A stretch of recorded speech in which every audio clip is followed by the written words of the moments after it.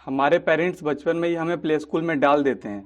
उसके बाद primary, secondary, high school and college complete करने के बाद जब बात पैसे कमाने की आती है, तब हमको ये रियलाइज़ होता है कि 18 ईयर्स पढ़ाई करने के बाद भी हमने पैसों से रिलेटेड कुछ भी नहीं सीखा। और इसी गलती की वजह से हमको पूरी लाइफ पैसों के लिए काम करना पड़ता है। और इतना ही नहीं, बल्कि पूरी लाइफ काम करने के बावजूद भी हम बहुत कम पैसे सेव कर पाते हैं। तो अगर आप इस भेड़ चाल से हटकर कुछ करना चाहते हो, तो आपको Unshakeable by Tony Robbins book ज़रूर पढ़नी चाहिए। और आज की वीडियो में मैं आपको इसी बुक की समरी बताने वाला हूँ और 3 ऐसे फाइनेंशियल रूल्स बताने वाला हूँ जिससे आप अपनी पूरी लाइफ में करोड़ों रुपए बना सकते हैं। इसलिए इस वीडियो को लास्ट तक ज़रूर देखना। Financial rule number 1, never put your money in bank. आज के टाइम में हम ऐसी इकॉनमी में जी रहे हैं जहाँ पर सेविंग्स करने वालों को पनिश और बोरो करने वालों को अप्रिशिएट किया जाता है। फॉर एग्जाम्पल, अगर हम इंडिया के किसी भी बैंक में अपने पैसे रखते हैं तो बदले में बैंक हमें 3% से 4% तक का इंटरेस्ट पे करती हैं। और वहीं स्विट्ज़रलैंड, स्वीडन, जर्मनी, डेनमार्क और जापान जैसी डेवलप्ड कंट्रीज़ में अगर वहाँ के लोग बैंक में पैसे रखते हैं तो बदले में उनको -0.5% से लेकर -0.75% तक का इंटरेस्ट पे करना होता है। यानी कि इन कंट्रीज़ में इंटरेस्ट रेट नेगेटिव है और इंडिया में हमें बैंक 3% से 4% तक का इंटरेस्ट दे रहे हैं। इसका मतलब ये बिल्कुल भी नहीं कि बैंक में पैसे रखने से हमारे पैसे बढ़ रहे हैं, क्योंकि इंडिया में इन्फ्लेशन रेट यानी कि महंगाई दर 4% से 6% के बीच में है। यानी कि अगर आप इंडिया के बैंक में अपने पैसों को रखते हो तो आप हर साल अपनी वेल्थ को 2% तक कम कर रहे हो। इसलिए कभी भी अपने सेविंग्स को बैंक में ना रखें, बल्कि ऐसी जगह इन्वेस्ट करें जहां पर आप एटलीस्ट महंगाई दर से ज़्यादा इंटरेस्ट कमा सकें। इसके लिए आपके पास मल्टीपल ऑप्शंस हैं, जैसे FD या bonds. Financial rule number 2, understand the rules of stock market. FD या बॉन्ड्स में पैसे इन्वेस्ट करके आप इन्फ्लेशन बीट तो कर सकते हो, बट अपने पैसों को बढ़ा नहीं सकते। अपने पैसों को बढ़ाने के लिए आपको म्यूचुअल फंड्स या स्टॉक मार्केट में पैसे इन्वेस्ट करने होंगे। और जब बात स्टॉक मार्केट की आती है तो बहुत सारे लोग घबरा जाते हैं, लेकिन घबराने के बजाय अगर आप स्टॉक मार्केट की हिस्ट्री स्टडी करोगे और कुछ ऐसे पैटर्न्स को समझोगे तो आप बड़ी ही आसानी से लॉन्ग टर्म में स्टॉक मार्केट से बहुत सारा पैसा कमा सकते हो। क्योंकि किसी भी खेल में जीतने के लिए आपको उस खेल के रूल्स पता होने ज़रूरी हैं। उसी तरीके से स्टॉक मार्केट में पैसा बनाने के लिए आपको स्टॉक मार्केट के रूल्स पता होने बहुत ज़रूरी हैं।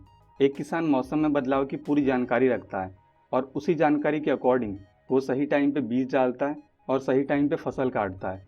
इसी तरीके से शेयर मार्केट में भी पैसे इन्वेस्ट करने का और पैसे वापस निकालने का एक सही समय होता है। और अगर आप शेयर मार्केट की हिस्ट्री समझोगे तो आप इस समय को समझ पाओगे।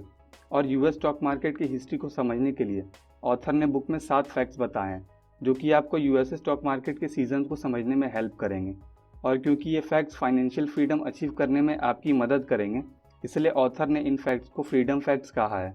Freedom fact number 1, on average corrections have occurred about once a year since 1900। जिस तरीके से हर साल आपका बर्थडे आता है, उसी तरीके से सन 1900 से आज तक US स्टॉक मार्केट में भी ऑन एवरेज हर साल करेक्शन आता है। और करेक्शन हम उस कंडीशन को कहते हैं जब स्टॉक मार्केट अपने पीक से मिनिमम 10% एंड मैक्सिमम 19% तक गिरता है। अगर आप मार्केट के इस पैटर्न को समझ लेते हो तो करेक्शन के टाइम पे जब मैक्सिमम लोग मार्केट से एग्जिट लेते हैं, आप उस टाइम में बहुत कम पैसों में बहुत अच्छी इन्वेस्टमेंट कर पाओगे।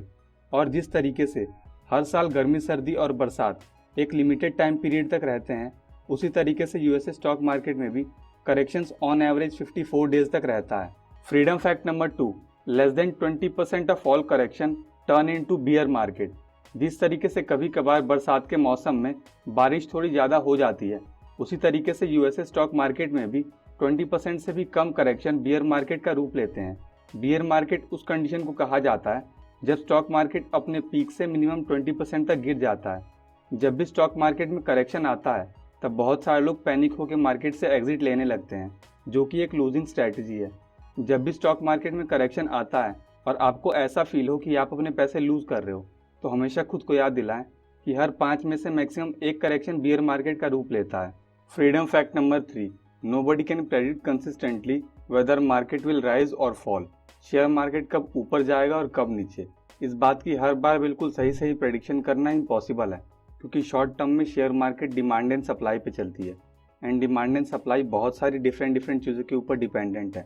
इसलिए शॉर्ट टर्म में स्टॉक मार्केट से जुड़ी प्रेडिक्शन करने की कोशिश ना करें।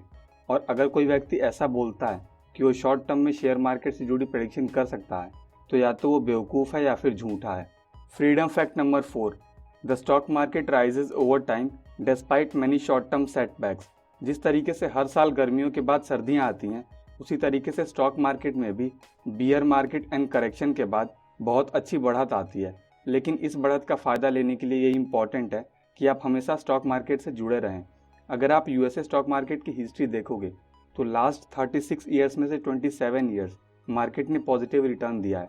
इसलिए स्टॉक मार्केट में लॉन्ग टर्म में इन्वेस्टमेंट करने के बावजूद आप पैसे लूज करें, इस बात के चांसेस ऑलमोस्ट नेग्लिजिबल हैं। Freedom fact number 5, historically bear market have happened every 3 to 5 years.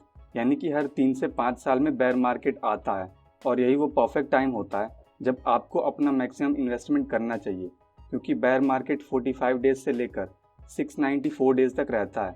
मतलब ऑन एवरेज कोई भी बेयर मार्केट 1 साल तक रहता है। इसीलिए किसी के लिए भी यही वो परफेक्ट टाइम होता है जब उनको अपना मैक्सिमम इन्वेस्टमेंट करना चाहिए। Freedom fact number 6, bear markets become bull markets and pessimism becomes optimism. जब भी बेयर मार्केट आता है तब मैक्सिमम लोग होपलेस होकर मार्केट से एग्जिट ले लेते हैं, लेकिन स्टॉक मार्केट की हिस्ट्री के अकॉर्डिंग यही वो परफेक्ट टाइम होता है जब हमें मार्केट में टिके रहना होता है। और इसी से related richest investor Warren Buffett का एक कोट भी है, the stock market is a device for transferring money from the impatient to the patient. इसीलिए एज अ इन्वेस्टर आपके लिए नॉलेज के बाद सबसे इम्पोर्टेंट कुछ है तो वो पेशेंस है। Freedom fact number 7, the greatest danger is being out of the market. जैसा कि हमने अभी तक देखा, उसके according stock market maximum time positive return देता है, और जब मार्केट नेगेटिव रिटर्न दे तो यही वो परफेक्ट टाइम होता है जब हमको मार्केट में और ज़्यादा इन्वेस्टमेंट करनी चाहिए। इसीलिए अपने पैसों को बढ़ाने के लिए ये बहुत ज़्यादा इम्पॉर्टेंट है कि आप हमेशा स्टॉक मार्केट में इन्वेस्टमेंट करते रहें। और ये 7 फैक्ट्स जो मैं आपको बताए हैं, ये यूएसए स्टॉक मार्केट की हिस्ट्री पे बेस्ड हैं, और किसी भी कंट्री का स्टॉक मार्केट उस कंट्री के ग्रोथ को फॉलो करता है। एंड किसी भी कंट्री के स्टॉक मार्केट के ग्रोथ को मेजर करने के लिए हम उसके इंडेक्स में हुए ग्रोथ को चेक करते हैं। फॉर एग्जाम्पल, अगर आपको इंडिया के स्टॉक मार्केट की ग्रोथ चेक करनी होगी तो आप सेंसेक्स में हुई ग्रोथ को देखोगे। And Sensex basically top 30 companies के ग्रोथ को रिप्रेजेंट करता है। तो अगर इंडिया में टॉप 30 कंपनीज अच्छा परफॉर्म करेंगी तो सेंसेक्स भी ऊपर जाएगा। और क्योंकि ये टॉप 30 कंपनीज बहुत ही वेल स्टैब्लिश्ड कंपनीज होती हैं, इसीलिए जब आप इंडेक्स फंड के थ्रू सेंसेक्स में इन्वेस्टमेंट करते हो तो लॉन्ग टर्म में आपका रिस्क भी ऑलमोस्ट नेग्लिजिबल होता है। इसके अलावा जब आप किसी स्पेसिफिक कंपनी में इन्वेस्टमेंट करते हो तो वहाँ पे आपका रिस्क भी कंपैरेटिवली काफ़ी ज़्यादा होता है। इसलिए ऑथर सजेस्ट करते हैं कि अगर आपके अकॉर्डिंग आपकी कंट्री फ्यूचर में ग्रो करेगी तो आपको अपनी कंट्री के इंडेक्स फंड में पैसे इन्वेस्ट करने चाहिए। Financial rule number 3, patience is the key. Financial world में आप जितना ज़्यादा पेशेंस रख पाओगे आपको उससे कहीं ज़्यादा रिवॉर्ड मिलेगा। फॉर एग्जाम्पल, अजय 19 ईयर्स की एज में इन्वेस्टमेंट शुरू करता है और वो हर महीने 5000 रुपीज़ इन्वेस्ट करता है, लेकिन 27 ईयर्स की एज तक आते आते अजय अपनी इन्वेस्टमेंट बंद कर देता है। वहीं दीपक 27 ईयर्स की एज में इन्वेस्टिंग शुरू करता है और वो 65 ईयर्स की एज तक इन्वेस्टमेंट करता है। अजय और दीपक दोनों अपने इन्वेस्टमेंट के ऊपर 10% का इंटरेस्ट अर्न करते हैं।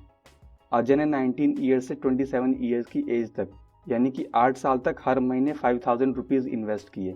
इसीलिए अजय ने टोटल 4,80,000 रुपीज़ इन्वेस्ट किए। और वहीं दीपक ने 27 ईयर्स की एज से 65 ईयर्स की एज तक हर महीने 5000 रुपीज़ इन्वेस्ट किए। यानी कि दीपक ने टोटल 38 ईयर्स तक हर मंथ 5000 रुपीज़ इन्वेस्ट किए। यानी कि दीपक ने टोटल 22,80,000 रुपीज़ इन्वेस्ट किए। अभी आपको क्या लगता है 65 ईयर्स की एज तक आते आते किसके पास ज़्यादा पैसे होंगे? आप नीचे कमेंट करके मुझे आंसर बताओ। कैलकुलेशंस के हिसाब से अजय के पास 65 ईयर्स की एज में 2,70,00,000 रुपीज़ होंगे, और वहीं दीपक के पास 65 ईयर्स की एज में 2,30,00,000 रुपीज़ होंगे। यानी कि अजय ने दीपक से लगभग 5 गुना कम पैसे इन्वेस्ट किए, लेकिन फिर भी उसे 40 लाख रुपीज़ एक्स्ट्रा मिले, क्योंकि उसने काफ़ी जल्दी इन्वेस्टिंग शुरू कर दी थी। इसी तरीके से आप भी जितनी जल्दी इन्वेस्टिंग शुरू करोगे और जितना लॉन्ग टर्म तक इन्वेस्ट करोगे आप उतना ही ज़्यादा पैसा बना पाओगे। इसीलिए जितनी जल्दी हो सके उतनी जल्दी इन्वेस्टिंग शुरू करें। ये सारी बातें मैंने आपको अनशेकेबल बुक से बताई हैं। तो अगर आप भी फाइनेंशियल फ्रीडम अचीव करना चाहते हो तो ये बुक आपको ज़रूर पढ़नी चाहिए। इसलिए नीचे डिस्क्रिप्शन में दिए गए लिंक पर क्लिक करके आप इस बुक को खरीद सकते हो। इस वीडियो की समरी और सारे इंपॉर्टेंट पॉइंट्स अभी आपके स्क्रीन पर हैं, इसलिए आप वीडियो को पॉज करके इन्हें पढ़ सकते हो या फिर इसका स्क्रीनशॉट लेके फ्यूचर के लिए सेव कर सकते हो। और अगर आप चाहते हो कि मैं आपके लिए इस वीडियो का पार्ट 2 बनाऊं, तो आप नीचे कमेंट सेक्शन में पार्ट 2 ज़रूर लिखें।